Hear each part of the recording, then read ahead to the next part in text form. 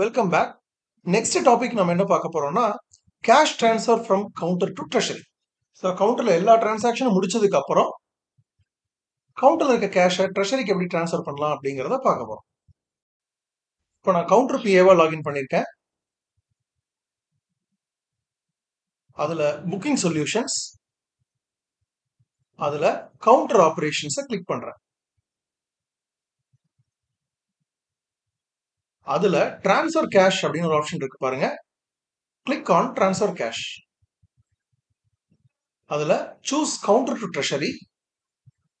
எவ்வளோ amount transfer பண்றீங்களோ அந்த அமௌண்ட் இங்க டைப் பண்றீங்க.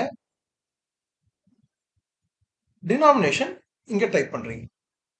Click and click submit. So counter PA has successfully transferred the cash to the treasurer. இப்போ அடுத்தது என்ன? ட்ரெஷரர் லாகின் பண்ணி இந்த கேஷை ரிசீவ் பண்ணணும். எப்படின்னு பார்ப்போமா? கோயம்புத்தூர் ஹெச்சோட ட்ரெஷரி லாகின்ல போறேன். அதர்ஸ்ல ட்ரெஷரி கிளிக் பண்ணிக்கிறேன். இதுல கேஷ் டிரான்சாக்ஷன் ஸ்டேட்டஸ்க்கு கீழே PRCC 1 அப்படின்னு ஒரு பெண்டிங் ரெக்வஸ்ட் இருக்கு பாருங்க. அதை செலக்ட் பண்றேன். இப்போ கவுண்டர்ல இருந்து அந்த கேஷ் காட்டுது. இந்த கேஷை click process. Click confirm to receive cash from counter.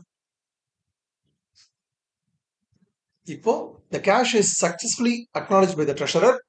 மேல ரெஃப்ரெஷ் கொடுத்தீங்கன்னா உங்களோட வேலெட்ல கேஷ் அப்டேட் ஆயிடும்.